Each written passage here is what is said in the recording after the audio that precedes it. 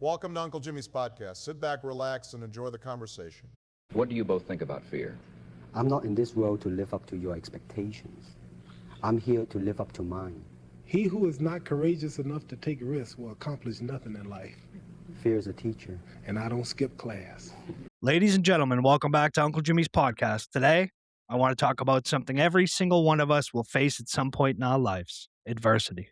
Not the kind that you read about in a book, not the kind you hear about in a motivational speech. The real kind. The kind that shows up uninvited. The kind that changes everything. The kind that forces you to decide whether you're going to become bitter or become better. Our guest today knows that battle better than most. Imagine being a child and suddenly losing your sight. Imagine living with physical challenges that most people can't even comprehend. Imagine facing chronic pain, health struggles, obstacles that would make many people retreat from the world. Now imagine refusing to surrender. Imagine deciding that your limitations would never become your identity. Imagine turning every setback into a stepping stone. This is exactly what today's guest has done. She is a resilience advocate, a speaker, content creator, a woman whose life stands as proof that our circumstances do not determine our destiny. Through Tease Talks, she is inspiring people around the world to rebuild, recover, and rediscover the strength that already exists inside them. Her story isn't about what she lost. It's about what she found: purpose, strength, perspective, and an unshakable belief that every challenge can become a chapter in a greater story. Today, we're going beyond the social media posts, beyond the inspirational messages. We're diving into the heart of the woman behind Tease Talks, the struggles, the victories, the heartbreak, the lessons, and the mission that drives her every single day. So wherever you're listening from, I want you to lean in, because this conversation isn't just about Tammy Jo Van Dijk. It's about every person who has ever faced impossible odds and wondered if they had the strength to keep going. Please help me welcome the incredible Tammy Jo Van Dijk. Tammy, how are we doing today? Good. Thank you so much for having me. I'm excited to have you, right? So Tammy, your story is one of resilience, right? Yes. But before all of that, right, who was little Tammy? What was your childhood like before life threw some of those enormous challenges your way? Yeah, I was definitely the kid who didn't want to sit on the sidelines. I was the one who wanted to be in and amongst all the action.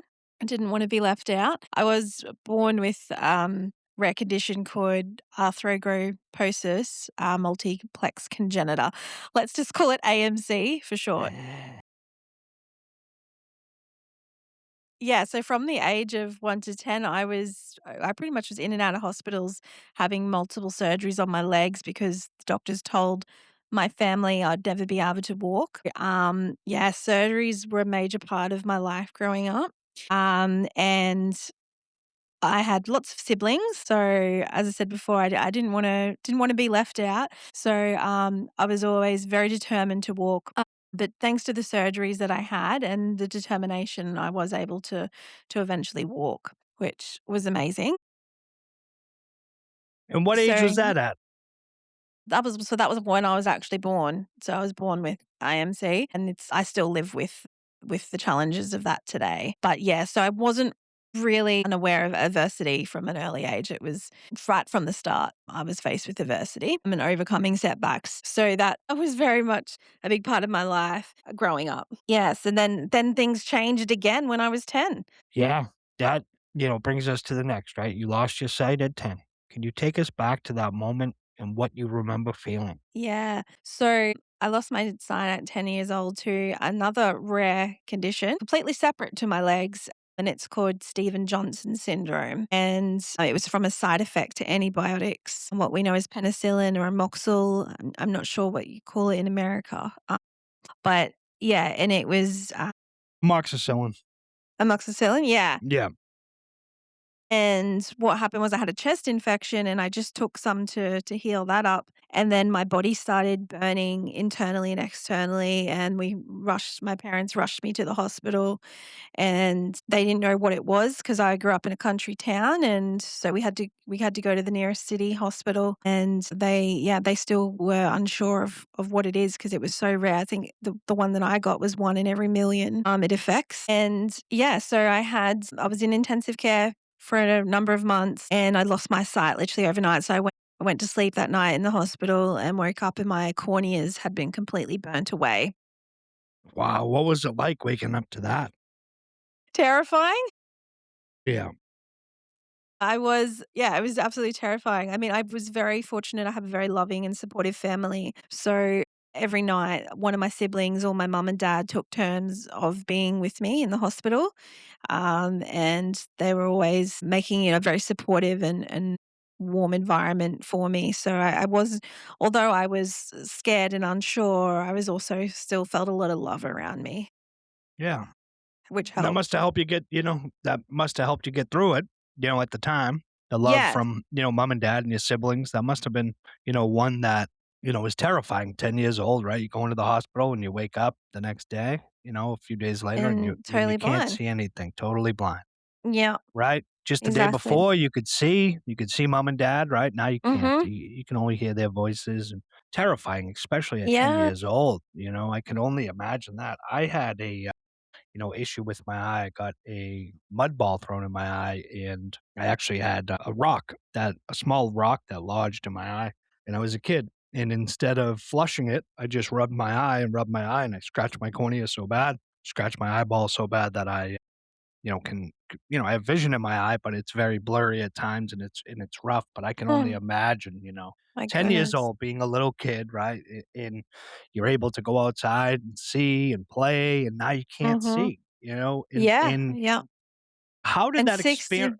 Sorry about that. Go ahead. Oh, no, I was just gonna say, yeah, and also, like, recovering from the illness burning through my body As as well. well. So, I had blisters, all over my body. 60% of my cells were burned, as I said. The recovery was, very long term, and I was very sick as well. And how long was the recovery from that? So it was 3 months in hospital, and then it was back home, and then it's well, then it's really navigating a whole new world. So, yeah, that I had to learn the long cane, I had to learn Braille, learn talking computers. A whole new Yeah, life. whole new life, a whole Yeah, new life. at 10 Yeah, years old. at 10 years old, yeah, yeah. So how did that experience shape the way you view obstacles today? Yeah, so look, it definitely came with its challenges because I had so many surgeries growing up as well with my leg disability. Yeah. I had missed a lot of school, so going into my teenage years, it was a lot more challenging because I was so far behind with my education. That came with a lot of challenges as well, trying to keep up at school, and I eventually dropped out of school because I just couldn't keep up with the the constant, subjects, multiple subjects of maths and English and all of these things, and I was doing a grade 10 schoolwork, but I was still at a grade 5 education. Yeah. Yeah, I did left, but I eventually went to TAFE and learnt. I did a diploma in community welfare and got my education up a bit more through TAFE. But yeah, that was another challenge that came my way. But then I got out into the workforce in my 20s and started working full time. So I do quality assurance, and I've been working for Ever 10 since. years. Ever since, yeah. So working, and then I did struggle a bit in my 20s. I definitely did. Like, things were just a bit heavier. I didn't think that I was struggling, but I I tend to have too many drinks. So that sort of a bit more partying lifestyle happened in my 20s. And because activity was a lot harder for me, I did start to gain weight. And then when I hit my 30s, suddenly we can't, they're less forgiving than our 20s with what we Yeah. put in our body. And the pain was, yeah, getting a lot worse in my ankle. So I actually had to have another surgery on my ankle and had an ankle fusion. And sort of hit a bit of a point where I was bedridden for 3 months from the recovery for that surgery, and I had to face sort of, okay, I've really got to do something to rebuild my life again here. So I, started going to the gym and um, starting to get more strength in my legs.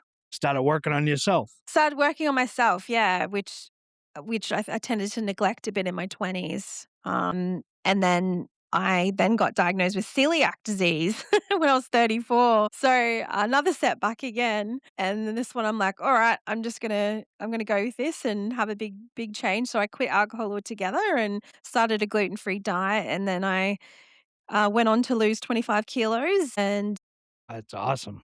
yeah, and now I'm just yeah, I started Teach Talk so I can share my story and help others to rebuild as well after facing multiple setbacks Multiple throughout my setbacks, life. right? But through Yeah. your adversity, right? Through your adversity and your, inner strength, here you are, right? Tease talks. And before we get to that, right, I want to ask you, many people listening, right, are struggling with something right now. What would Mm. you say was the darkest period of your life? And was there moments when you wanted to give up? Yeah, I'd say the darkest period is probably more when I was an adult than I was a child. When I was a child, I was very much in the moment and I was very sort of a lot more resilient as a child. I think it's when you're an adult, we start to understand fear a bit more and we start to understand consequences a lot more. So yeah, I think my darkest time was when I um was in my 30s and after I had that ankle surgery and I was bedridden for 3 months, that was sort of when I got to my darkest period because I just felt like, how do I come back from having so much weight, not being able to physically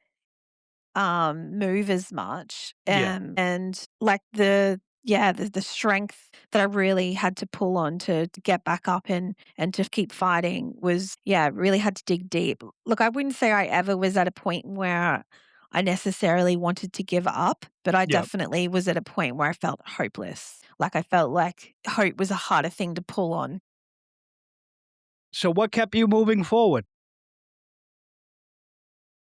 What kept me moving forward was hope that that things will change. So just taking one step at a time. So I just did a small thing, was just started doing some physical exercises at home for my legs. And then when I started to feel a bit better from that, a bit more hope came. So then I did something else, some other small thing. So just kept doing little small things that over time make changes. They don't make big impacts in the moment, but over time they definitely do change and they give you more hope, and that hope is what keeps us going. Yeah. You kept stringing along, Yeah, victory after victory, small yeah, ones. small ones though, yeah, no, there's Yeah. no, like, big dramatic No, it's change. not like the movies, right? It's Like you not see like the the bright movies. light and everything changes in an instant, right? No, it's And I it's tell people it's that. it's hustling. Yeah, it's hustling and it's getting out of bed, getting your feet on the ground, walking, right? Maybe going to the gym, eating right. Small victories that, Yeah, having an you extra know, drink of water in the day or, yeah, like, for me, quitting alcohol was the thing that I did. I mean, that might seem like a pretty big thing for some people, and it was for me, trust me. I was a few glasses of wine a night girl. yeah, But just that choice and then, like, continuing to do that, I just was able to back myself more because 'cause I'm like, "Yeah, I made this awesome decision, and it's changing my life." Like, that just gave me so much more confidence and yeah. hope.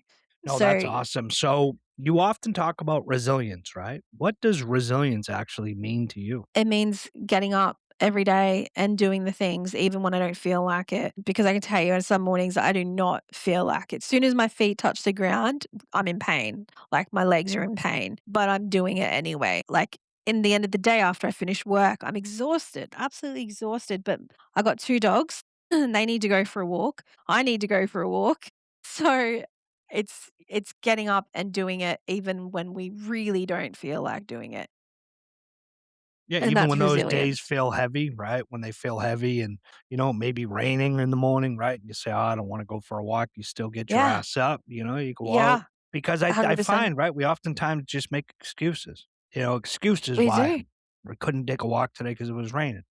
Or I couldn't take a walk because it was too hot, or I couldn't get to the gym because I was too tired after work. That's excuses, Mhm. everybody. And if you truly want to work on yourself, you will find a way. There's 24 hours in a day. Even if you take 30 minutes of that day to work on yourself, it's 30 minutes more than you did the day before. Definitely, and we all have self-doubt, and we all have, another voice in our head that wants to fight and argue with us Yep. and go against us, but at the end of the day, we are the ones who have the choice and control to do the change that we need for our lives, and it Yeah. and it ain't easy, it ain't easy. No. And this is coming from somebody who Myself, I oftentimes, working so much and I always made the excuse of, I had to get the fast food or I had to get the slice of pizza because I'm at work and it's an excuse and I couldn't prep food because I can't, so many excuses. But that's the big thing of life. And I think people need to realize the first thing you have to do, and it's not selfish, it's reality, is you have to first start taking care of yourself. And then when you get to a healthy point of taking care of yourself, then you can start taking care of others. Because I Yeah, think oftentimes we spend most of our life taking care of everybody else but ourselves. definitely. Yeah, just backing yourself and backing yourself as much as you can, like being your own team player and cheerleader rather, and cheering yourself on. And some days it might be just too hard, and that's okay. It's okay if there's a day where it's just gonna be a bit too much. But you still the next day get on with it and Yeah. do the next thing that you need to help yourself, because there's definitely days where the pizza will win for me. Well, no doubt about it. But that's the big thing. I say it right. Even if you're on a health journey and you want that cheeseburger or you want that pizza or you want that, Italian food, go and have it, right? But go and, Yeah. make sure you walk 20 minutes extra that day. Don't deprive yourself. We're still human No, beings no. at the end of the day, Exactly. but enjoy it because life is so short, right? We have a finite, everyone thinks we have infinite time and that we're going to be here forever, and we don't. We have such a short time here, so enjoy it. But also Yeah. enjoy that. But for you to enjoy it, you have to take care of yourself mentally, physically, and emotionally. And if you want, like I say, if you want the pizza, get it. If you want that Mm. favorite food, get it. So Tammy, at what point did you decide your story could help other people? My sister, she spends her life in service of others in community service. So she really encouraged me to get my story out there, because it didn't feel like anything special or different to me. It's just my life, right? It's my Yeah, normal. So I wasn't 100% convinced that it would, make much of a difference. Yeah, she very much encouraged me to share it. And yeah, so I started sharing it online. But what I was really drawn to is actually public speaking. So like going to places and gigs and talking to communities and to people and getting in front of people and sharing my story. And that really resonated with me. So yeah, I've started the journey. Like I'm only started this year. So very, very much a baby to it all.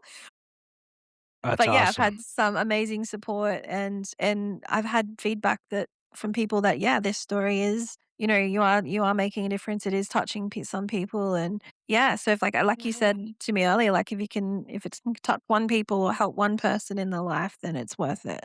That's it. Just one person, right? And that's the big thing. So when you And first launched, go ahead.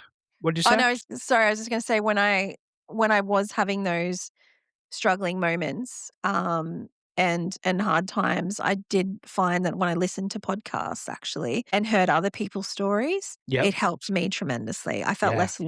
less alone in my adversities. So Yeah. yeah, that's the power of podcasts. Once again, it's like hearing other people's stories can make you feel so much less alone and give you a bit more hope that other people are out there doing it too. Yeah, and that's the, thing. I started my podcast and I say it. Season 1 was one of politics because that's what I do. And after season 1, I was quitting. I had enough, right? As you know, the politics here in the United States is a bit crazy. We Mm, have a reality TV show. We have a reality TV show that's running that is the president of the United States. And besides, we're not going to get into politics, but it is what it is. So I was going to quit. And I'm sitting there one night and I don't know if it was a podcast I was listening to or a TV show, and it said there's 8 billion people in this world. And then I had this Spock that said this, Jimmy, there's 8 billion people in this world. Everyone has a journey. So yeah, before I go, let me try to interview 8 billion people. And in my head, I said,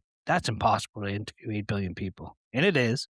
But my goal is, before I go, whenever it may be, that I interview as many people as I can so they can have a platform, right? So they can tell their story, so they can tell their journey. And the goal is to help one person. That's it per episode. And that's the yeah, mission. That's the mission for me is to just to help one same. person, help one person. And I love it. Yeah. So when you first launched Tease Talks, right? What was the mission in your heart? It was for people to feel less alone, essentially, and that people can feel like they are more capable than they realize as Yeah. well. Yeah. And you're living proof. Yeah, but acknowledging that it is still difficult and hard, like, it's and we do and are faced with, what might seem like small challenges to some and big challenges to others, so, Yeah.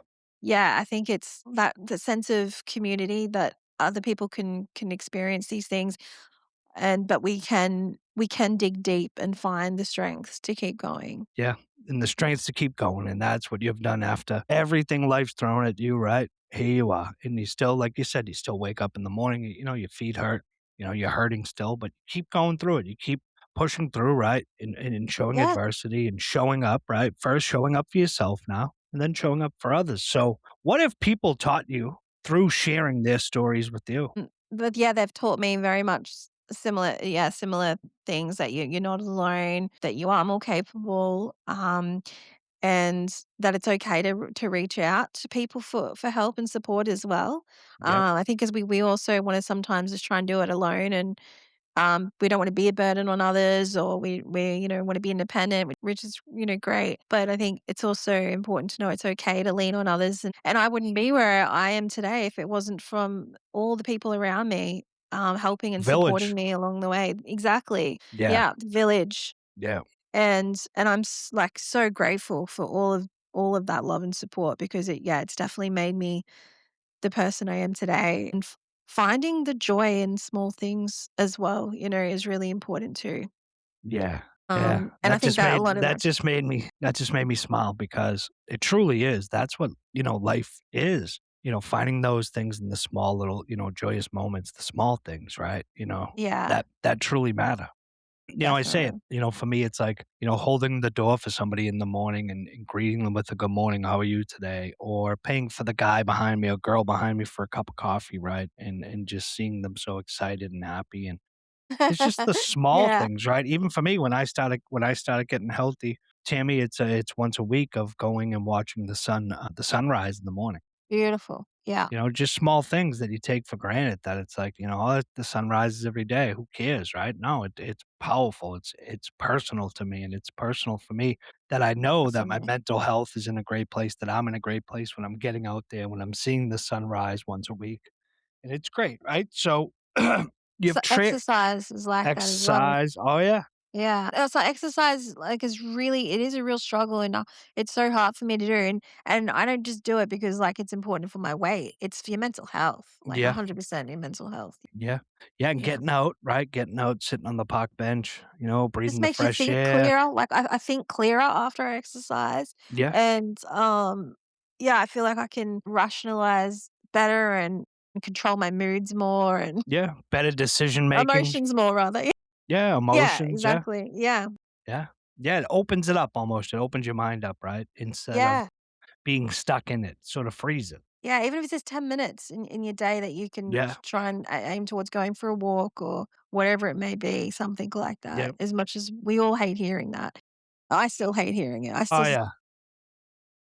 I do it once I finish this episode, I get up and I go for a, 15-minute walk down the street one way and back the other way. So it's either 20 or 30 minutes. I come home, yeah, shower, and then I go to bed. People are like, "You can do that?" And I go, "Yeah." It's just become part of the routine of getting out, clearing my mind after, I yeah, started today at 6 p.m. I had one at 6 and then, you. So it's one of those where I make sure I get out, clear my mind, and smile yeah. just thinking about the journey, right? The journey, and listening to you and hearing your journey, right? So, what role does purpose play in personal growth? Yeah, purpose plays a lot in personal growth because I feel like if you have a purpose, you're probably more willing to personally grow. Yeah, Makes sense. yeah, Yeah, so, like, I give myself a goal, then, yeah, I'm more willing to work. I'm a very competitive person, I have to admit. So, yeah. I do like a good goal or a good challenge. Where I play a sport called, swish. Over here, it's blind table tennis, essentially. I've won over a career of 20 years, I've won, 5 national titles and several state titles. It's yeah, it's That's awesome. that's I love that. Thank you. So, yeah, it's, very much, like, the purpose that I had to put into my sport and my game, um, and that helped me personally grow. But now on this journey of being a public speaker and getting out with Teach Talks, the personal growth that I've had to go through, like really looking at my values and aligning with my values. Yeah, and your core goals and where you're going in life, right? And who you Yeah, want to yeah, be. Yeah, really makes you look at your all of that more. Where like, in my 20s, like exactly. what even is personal You're not growth? thinking of any of that. Exactly. Not And then it thinking gets of it. personal. Then it gets personal because you say to yourself, where am I going? What do I want to do? What do I want my mission to be in life? And for me, one of my biggest things, I'm Yeah. 42, and one of my biggest things I've been thinking of is what is my legacy going to Mm, be when I leave this earth, right? I have no kids, so yeah. I'll be, I have no kids, no wife, nobody. I got aunts and uncles and family and brothers and sisters, but I have no kids. So, but my legacy is leaving, Uncle making Jimmy's sure podcast. Uncle Jimmy's podcast, exactly. But also just making one person feel be heard and seen today, and that's it. Making and if somebody wants to talk and sit there and because I could talk to the wall if it would talk back, and so just It's a great making legacy. yeah just making people feel seen and heard, and you had said about your sister living in the service of others, and that's a real big thing here in Boston. I grew up Irish Catholic, so in the Catholic Church, it's one of the biggest things of living in service of others, and that's one of the Yeah. biggest things at 42 that I've come around to, that realizing the work that I do, the work that my father did, my brother does, in the community and in at work. It's all about living in the service of others and making people's lives better every day, but Yeah. also making our lives better as well. Yeah. It's beautiful. Yeah. So what does gratitude mean to someone who has endured so much adversity like you? Gratitude means happiness. Yeah. So if you have gratitude, feel gratitude, show gratitude, your life will just automatically be lighter and Yeah. will feel lighter, and you just be happier. Like it's just how can you not be happy if you're grateful for your blessings in life, for the good things you do have, the good people you do have. And I think that's for women especially, the world's quite, image focused at times, and it's really hard to love ourselves. And I think I know it's the same for men too, of course, but for women especially, when you start to get overweight and things like that, it's really hard to start loving yourself, and finding things about yourself to love. Yeah. So, and that's sort of where a bit of personal growth has come into it as well. Like trying to find the things about yourself that you can be grateful for, and happy about yourself, and learn to love yourself. Yeah. But when you find to love yourself, how powerful is that? Yeah, definitely. And look, it still is a journey for me because Yeah. I still want to lose another 25 kilos. So it is still a journey. But it's about finding that, the strength in recognizing the strength in myself and being grateful for that. Also being grateful for the power to communicate Yeah. with people. Like that's, something I'm so grateful for. And to hear and to listen to people as well. Yeah, so grateful. And then of course, yeah, all the loved ones around you, of course. So gratitude, I feel, it's something I've had like my whole life. My parents, I was actually, I was just gonna say I was brought up Catholic as well. But Yeah. well, my parents were very much about gratitude, and my mum especially. So she was huge about always thanking everybody around you. Um, but just being thankful for and pointing out the beauty in life and being thankful for that, and being able to recognize that. So yeah, I think gratitude is happiness. Yeah. And I think it's also, one of the things to stop and smell the roses, right? Yeah. Yeah, You know? definitely. Yeah. Because I think oftentimes we all, take it for granted that tomorrow's coming or next week's coming, and we don't truly know, so see the blessings, right? Be grateful for every day. Be grateful that you're alive, you're breathing, right?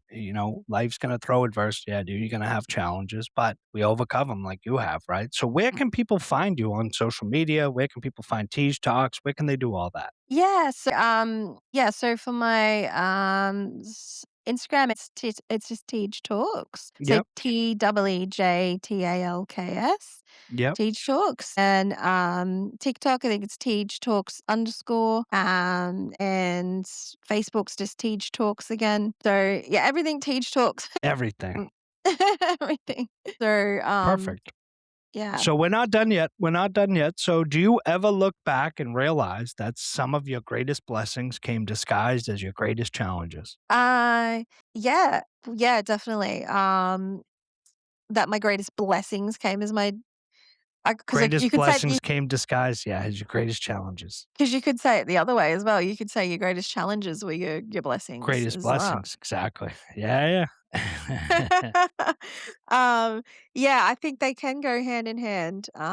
Definitely. Like, yeah. I'm sort of more seeing it from the other way around, and my challenges being my blessings. So Yeah, no worries at all.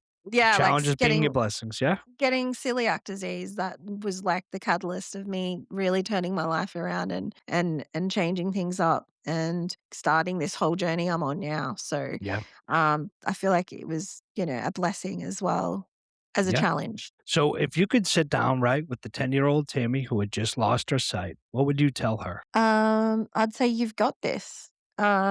Keep going, and yeah, things will you will grow in life. You will have more challenges, and you will have more heartbreak and more loss and grief, and all of that will still come. But there will also be amazing moments and beautiful moments and happy moments as well. And it's the journey of life, and just keep doing it. Yeah. So what do you want your legacy to be? My legacy, I would want for people to feel like they are way more capable than they realize Yeah, and that they're not alone. They're not alone on this journey of life. yeah, That we are all struggling in one way or another because that's life. It's struggle. yeah. It's struggle, right?